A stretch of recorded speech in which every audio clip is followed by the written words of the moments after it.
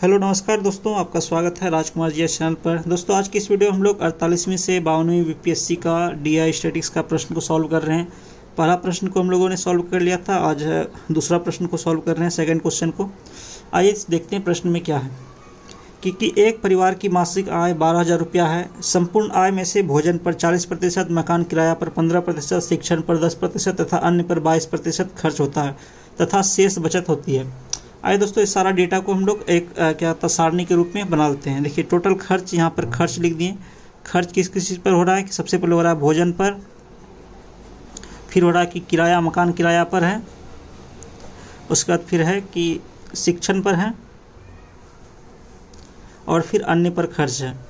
इस प्रकार से हम लिख दिए। उसके बाद देखिए खर्च हमने प्रश्न में खर्च प्रतिशत में दिया हुआ है, उसके बाद हमें खर्च रुपया में निकालना है, खर्च रुपया में हमें निकालना है। इस प्रकार से लिख दिए। नीचे में हम लोग एक मतलब कॉलम बना लेंगे, कुल का टोटल का कॉलम बना लेंगे।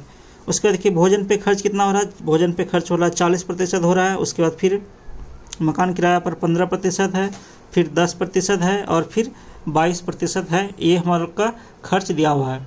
उसके बाद देखिए इसे हम लोग रुपया में कन्वर्ट करते हैं। देखिए 12,000 है, 12,000 का 40%, 40 बाय 100 कर देंगे। 2 जीरो कट गया तो कितना हो जाएगा, 12 चौक 48 हो जाएगा। 48 पर 2 जीरो 4800 हो गया, यानी कि 4800 रुपया भोजन पर खर्च हो गया। उसके बाद 12,000 का 15% निकाल लेंगे, 12,000 का 15%, तो ये हो गया 2 जीरो यहाँ से कट गया, तो ये हो गया 15 दूना 30 की जीरो सिला 3, 15 का 15 3 18, ये हो गया 1800, यानी कि 1800 रुपया यहाँ आ गया। उसके बाद फिर है कि 10% निकालना है, तो 12,000 का 10% 1200 रुपया हो जाएगा। उसके बाद 22% निकालना है, तो 12,000 का 22 बाय 100, 2 जीरो यहाँ से ख़त्म हो गया। कितना हो जाएगा, 120 गुना 22, 120 गुना 22 कर देना है, तो ये हो गया 2640 रुपया आ रहा है। तो यहाँ पर 2640 रुपया लिख दिए। तो ये टोटल खर्च हम लोग का रुपया में बन गया। अब इसे हम लोग बनाते हैं, यानी कि टोटल को जोड़ लेते हैं। नीचे में कुल का ऑप्शन है, टोटल को हम लोग इसे जोड़ लेते हैं। तो ये हो गया 4800 प्लस 1800 प्लस 1200 प्लस 2640 हो गया, यानी कि टोटल हो रहा है 10,440 आ रहा है।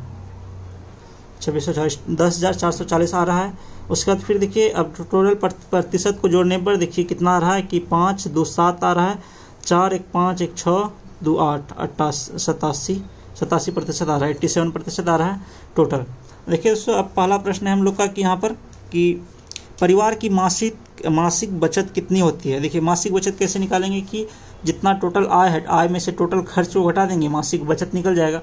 लेकिन ये मेंस का एग्जाम है तो इसमें 2-3 लाइन लिखना आवश्यक है ताकि अच्छा मार्क्स मिले। तो देखिए सबसे पहले लिख देना है कि चूँकि मतलब कि परिवार की कुल आय इक्वल टू लिख देना है कि 12,000 रुपया है। उसके बाद कि कुल खर्च दे करके ऐसे भी एग्जाम में लिख सकते हैं इसको सारा डेटा को, ये कि भोजन प्लस किराया प्लस शिक्षण प्लस अन्य इक्वल टू 10,440 लिख सकते हैं। अब लिखना है कि कुल बचत इक्वल टू कितना होगा, कुल आय माइनस कुल खर्च। तो अब लिखना लास्ट में जाकर के 12,000 माइनस 10,440, इसको घटा देते हैं, कितना आता है 12,000 माइनस 10,440, 1560 रुपया आ रहा है। तो 1560 ये हम लोग का पहला प्रश्न बन गया, एक ए प्रश्न बन गया। उसका देखिए बी नंबर प्रश्न में क्या है कि बी नंबर प्रश्न में है कि अगर आंकड़े को वृत्त चित्र से, यानी कि पाई चार्ट का प्रश्न है कि वृत्त चित्र से प्रदर्शित करना हो तो मकान किराए पर खर्च के लिए कोण कितना बनेगा। दोस्तों जब भी हम लोग जानते हैं कि एक वृत्त है, एक वृत्त का टोटल एंगल जो होता है 360 डिग्री का होता है। और अगर परसेंटेज का बात किया जाए, परसेंटेज का जो मान होता है हमेशा 100% तक होता है। परसेंटेज का मतलब ये हो गया 100। तो हम लोग कर देंगे यहाँ पर कि 100% इक्वल टू 360 डिग्री। तो 1% इक्वल टू कितना हो जाएगा, 1% इक्वल टू 3.6 हो जाएगा। 1 जीरो कट गया, 1 जीरो जाकर दशमलव बन जाएगा यहाँ बीच में, यानी कि 3.6 डिग्री बन गया। अब देखिए 1% इक्वल टू 3.6 डिग्री है, तो यहाँ पे लिख देना है, वैसे लैंग्वेज में 1-2 लाइन लिख देना है और फिर यहाँ पे लिख देना है कि अतः क्या है, मकान किराए पर खर्च के लिए बना कोण, मकान किराए पर खर्च के लिए बना हुआ कोण, कोण इक्वल टू लिख देना है ऐसे, मकान किराए पर कितना है, मकान किराए पर कितना 15% है, तो 15 गुना 3.6 कर देना है, यानी कितना बन जाएगा एंगल, 15 गुना 3.6 ये बन रहा है 54 डिग्री। तो ये हम लोग का एंगल बन गया। दूसरा नंबर क्वेश्चन सॉल्व हो गया। उसके बाद आइए तीसरा नंबर प्रश्न को हम लोग देखते हैं। सी नंबर प्रश्न में क्या है कि यदि केवल खर्च के आंकड़ों को ध्यान में रखा जाए, दोस्तों यहाँ पर बोल रहा है कि यदि केवल खर्च का आंकड़ा को ध्यान में रखा जाए तो रखे तो वृत्त चित्र बनाया जाए तो भोजन पर खर्च के लिए कितना कोण बनेगा। दोस्तों बोला कि केवल खर्च को ध्यान में रखना है, तो यहाँ पर लिख देना हमें कुल खर्च प्रतिशत कितना है हम लोग के पास, यहाँ पर देखिए कितना है 87 आया है टोटल खर्च का, तो कुल खर्च इक्वल टू 87% आ रहा है। यहाँ बोल रहा है कि खर्च को ही ध्यान में रख करके ही हमें वृत्त चित्र बनाना है, यानी कि वृत्त चित्र जो 360 डिग्री बनाना है, तो टोटल इसमें से केवल खर्च को ही डब्बा में भरना है, बचत वाला डब्बा हम लोग को अलग से नहीं रखना है, यानी कि टोटल खर्च को ही रखना है। तो हम लोग का क्या बन जाएगा 87% इक्वल टू ही 360 डिग्री बन जाएगा, क्योंकि इस पूरा वृत्त में से हमें केवल खर्च को ही डालना है। तो 87 डिग्री इक्वल टू 360, तो 87%, तो 1% इक्वल टू कितना हो जाएगा 360/87 हो जाएगा 87।